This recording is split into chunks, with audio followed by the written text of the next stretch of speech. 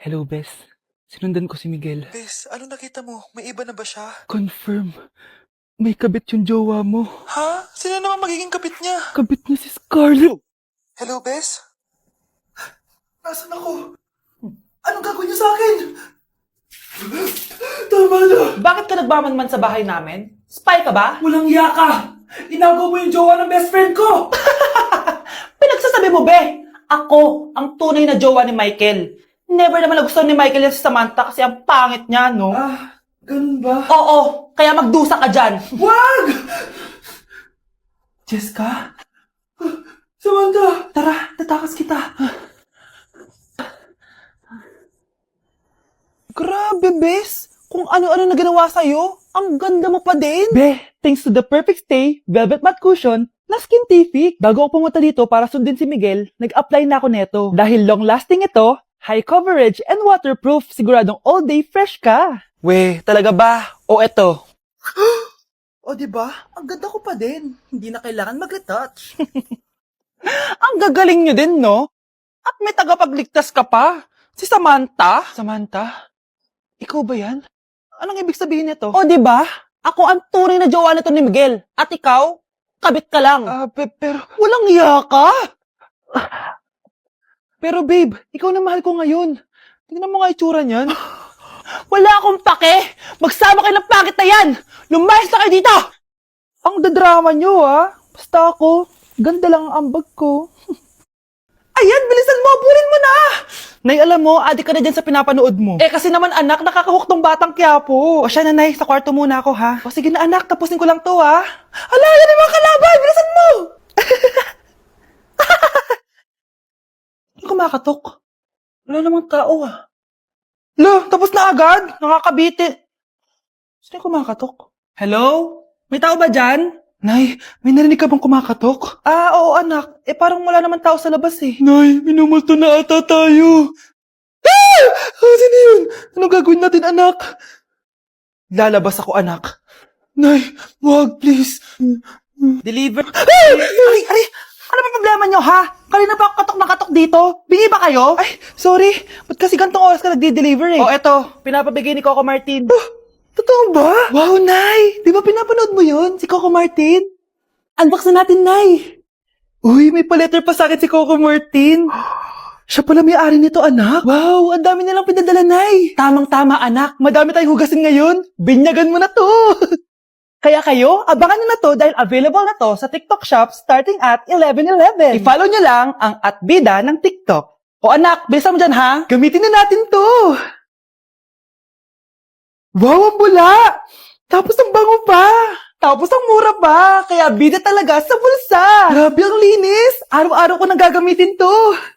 Nay, punta tayo sa mall. Wag muna ngayon anak ha. Madami kailangan na tapusin na trabaho si nanay. Sige po, Nay. Palagi na lang busy si Nanay. Ako na lang mag-isa lalabas.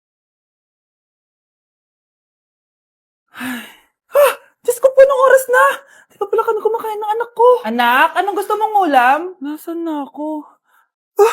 Hala, si Teddy na dumihan na. Ano yung gumagapang? Anak! Pumunta yun. Mare! Yung anak mo! Oh, Mare, nasa inyo na naman yung anak ko? Pasensya ka na ha, makulit talaga yun. Mare! Patay na yung anak mo! Natagpuan nilang wala ng buhay kasi natuklaw siya ng ahas. Bakit di mo siya binabantayan ha? No? Anak? Hindi. Anak? Ma'am, wag po muna tayo lumapit. Iniimbestigan pa po namin yung bangkay. Anong bawal? Anak ko yun, oh!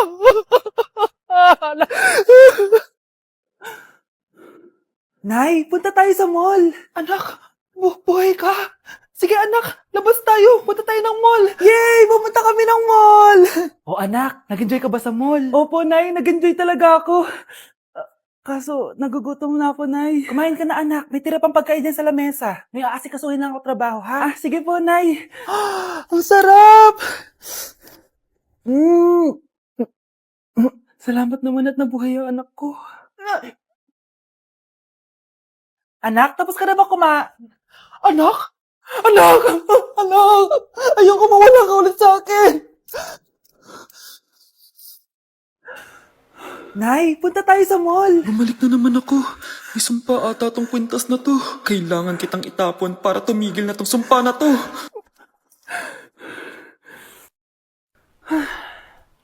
Teka, kwintas ba yun? Sino naman nagtapon nitong magandang kwintas na to?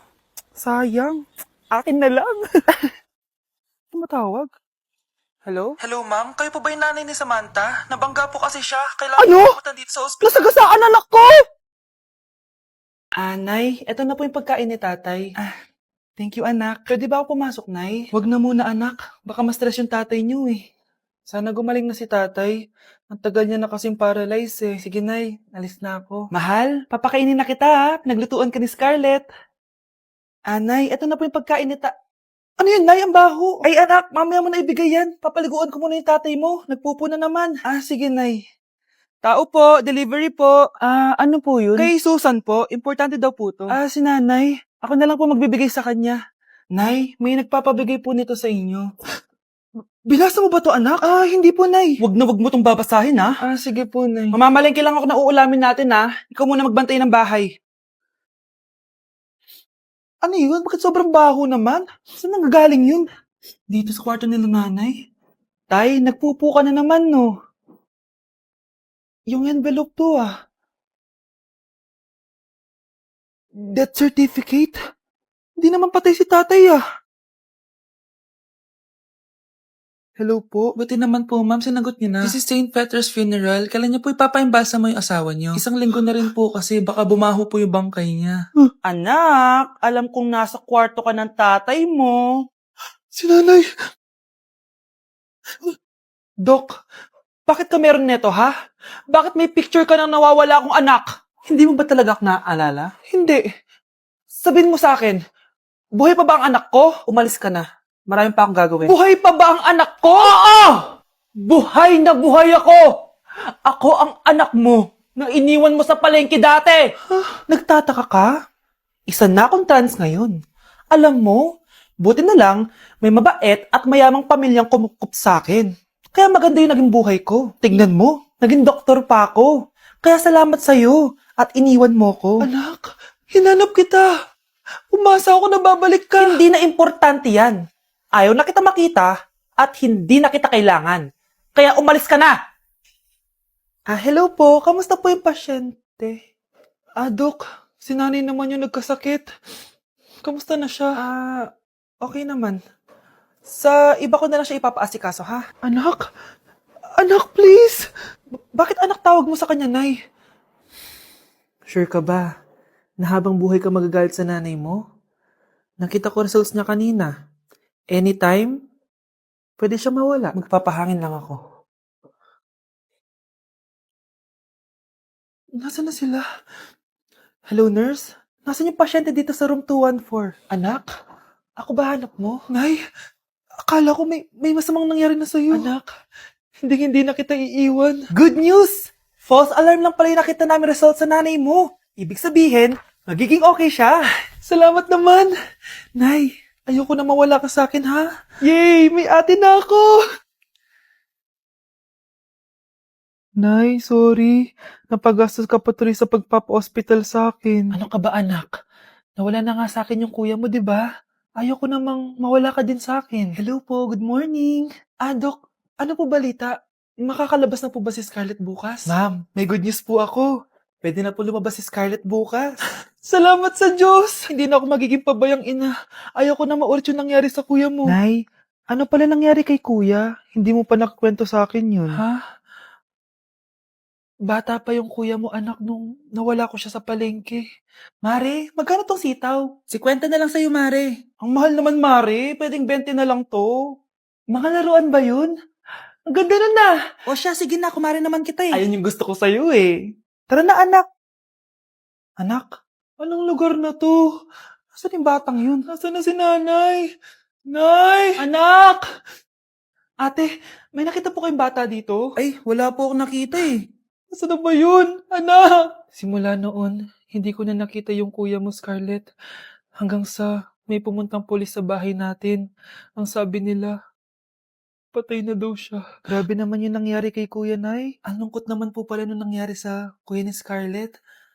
Sige na po, ma'am. Kailangan ko pa po bisitahin yung mga ibang pasyente. Sige po, Dok. Salamat po. Anak, ang importante, makakauwi ka na bukas. Opo, Nay. Makakapag-thirst trap na ako ulit.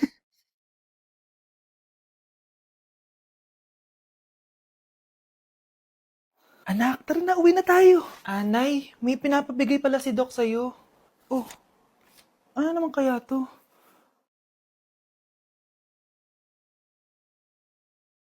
Paano nangyari yun?